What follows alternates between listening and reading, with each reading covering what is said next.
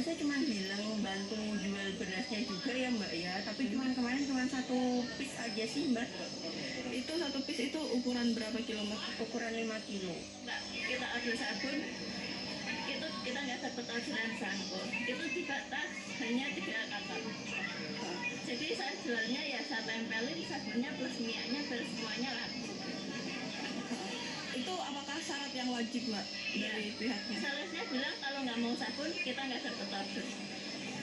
Kalau yang lain Mbak, kalau merek yang lain? Freshfill.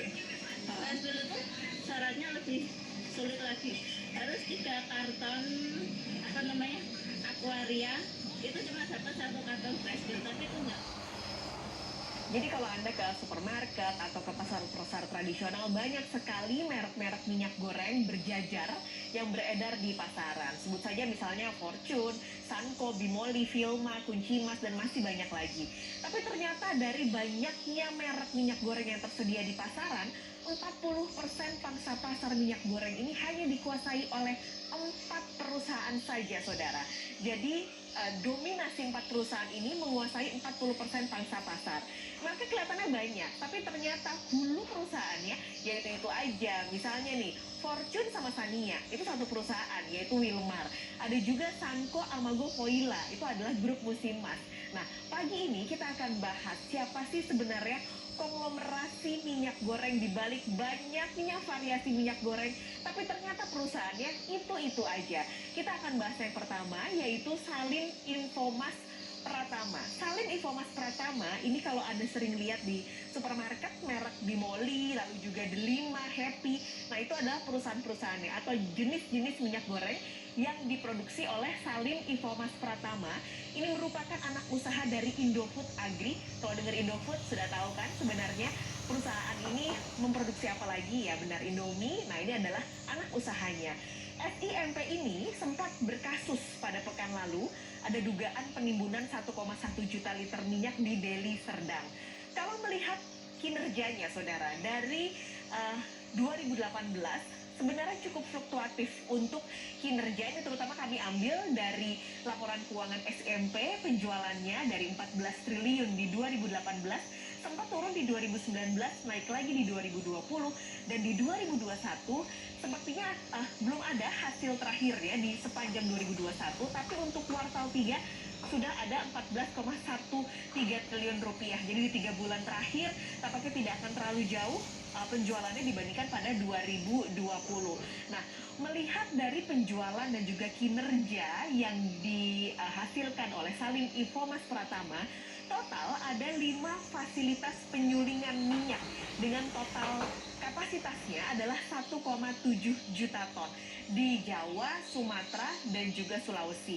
Sebenarnya Salim Infomas Pratama ini punya beberapa lagi jenis-jenis penjualan yang dimiliki, tapi memang sebenarnya yang paling banyak adalah sawit, dalam hal ini adalah minyak goreng. Sementara dalam kasus-kasus yang terjadi, kemarin ada kasus dugaan penimbunan, ini adalah pergerakan saham dari SIMP selama 1 bulan terakhir.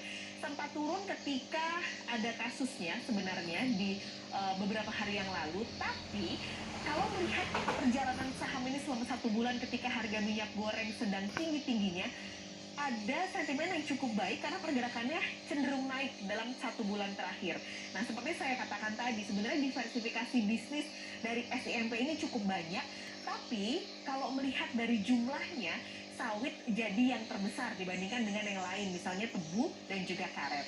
Nah, ada lagi nih, selain SIMP, ada perusahaan dan konglomerasi lain yang juga menghasilkan minyak goreng cukup besar, yaitu adalah Sinarmas Agro. Sudah jelas nih induknya apa, Sinarmas. Nah, kalau Anda kenal atau Anda sering lihat minyak goreng merek Vilma, lalu juga Kunci Mas, Mitra, dan Palmivita, nah ini adalah perusahaan yang menghasilkan minyak goreng tersebut. Sebenarnya ada cerita sedikit atau background. Awalnya sebenarnya Bimoli yang tadi dijual oleh SIMP ini dipegang atau dihasilkan oleh Eka Cipta Wijaya yang kini jadi bosnya Sinarmas. Nah, sekarang Bimoli dipegang oleh keluarga Salim. Kongsi mereka pecah di 90-an hingga akhirnya Eka Cipta yang tadinya menghasilkan Dimoli, lalu sempat dijuluki Raja Minyak Goreng Indonesia, akhirnya membuat merek baru, yaitu Vilma, di bawah Sinar Mas Agro. Penjualannya pun kalau Anda bandingkan dengan SIMP tadi, sebenarnya jauh lebih tinggi dibandingkan dengan SIMP, meskipun sama-sama fluktuatif kalau dibandingkan 2018, 2019, dan 2020. Sementara terakhir di laporan keuangan SMAR yang kami dapatkan, Juni 2021 penjualannya mencapai 23,7 triliun rupiah. Nah, sebenarnya kita akan lihat lagi pergerakan sahamnya